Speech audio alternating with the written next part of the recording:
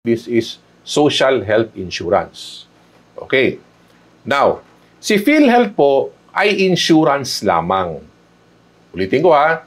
Si PhilHealth ho, okay, ito po. Tanggalin ko yung slide. Take note of this. I want you to understand a lot of the topic of PhilHealth, well, PhilHealth by itself, okay? There is a tendency that we overcomplicate it. Kasi nga, ang daming issues pag sinabi nating PhilHealth. Now, let's take out all the fat and all the issues. I want you to focus on this concept. Si PhilHealth ho, insurance lang yan. Okay? Ganon. Insurance lang. Okay? So, take note, yung trabaho ni PhilHealth as an organization is limited wherein they will just function as insurance. Okay. Now, yung konseptong insurance is, I'll go back to the slide, it's a social health insurance. Now, the next slide po is this. The social health insurance na konsepto po, there are three important things. Number one, para ho maintindihan nyo ha, risk pooling. Okay? Number two is pay for quality services. And number three po is utilization management. Now, ano ho ito? Yung risk pooling po, this is wherein individuals gather together to pool the resources. Okay? Tayo ho lahat, we gather together and pool our resources. Okay? I'll give a more detailed example on the next slide. Pay for quality services. So si PhilHealth ho, babayaran ho yung claim ninyo for as long as makita ho nila that you provide quality services. So ito ho ay health services with proof of standards. Okay? Number three, utilization management. Yung term na utilization management, pinaganda lang ho yan. Okay? Ang simpleng ibig sabihin lang ho na yan, or the other name for that is audit. Okay? So may audit na gagawin. Part of their task is to do audit. Okay? I-audit ho yung claim ninyo. Now, I'll go back to risk pooling. Ito po. So, to give you a more detailed discussion sa risk pooling na concept, ganito yan. Yung PhilHealth funds po, okay, yung pera ni PhilHealth comes from yung contribution ho ng mga members.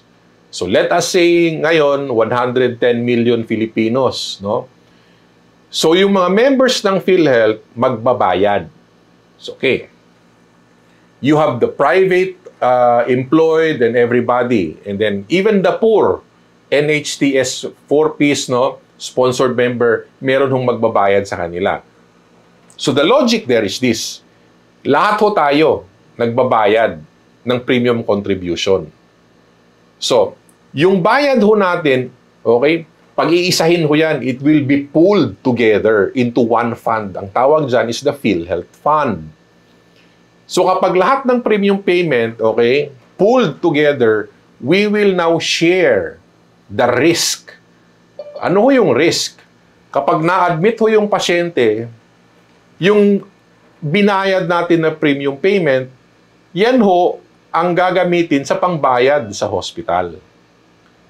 The concept of risk pooling is that as members, we pay the contribution.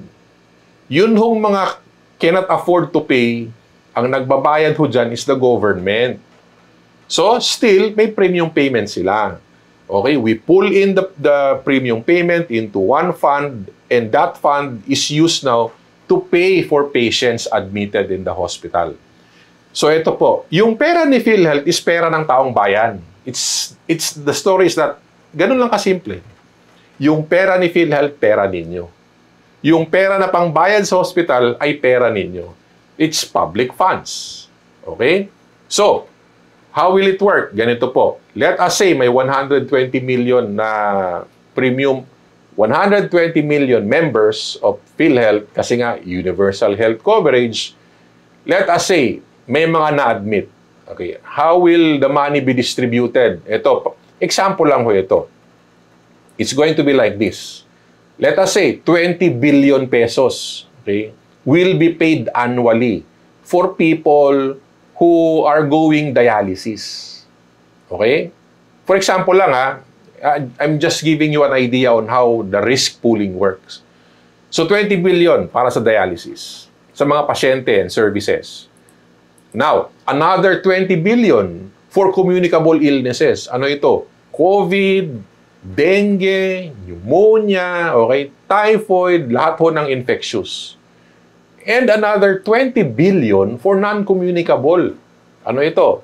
Gastritis, congestive heart failure, okay, MI, stroke, and many more. And another 20 billion for surgical patients nationwide, no? Or yung mga procedure, thyroidectomy, appendectomy, okay, cesarean section, DNC. So, from the PhilHealth Fund, okay, paghati-hatian yan, okay, and then it will be paid to the hospital for whatever services. And of course, for example, ito, 20 billion again for maternal and child. So if you add it all up, that's 20, ganun ho. Okay? Yung pangbayad ho dyan is premium payment natin.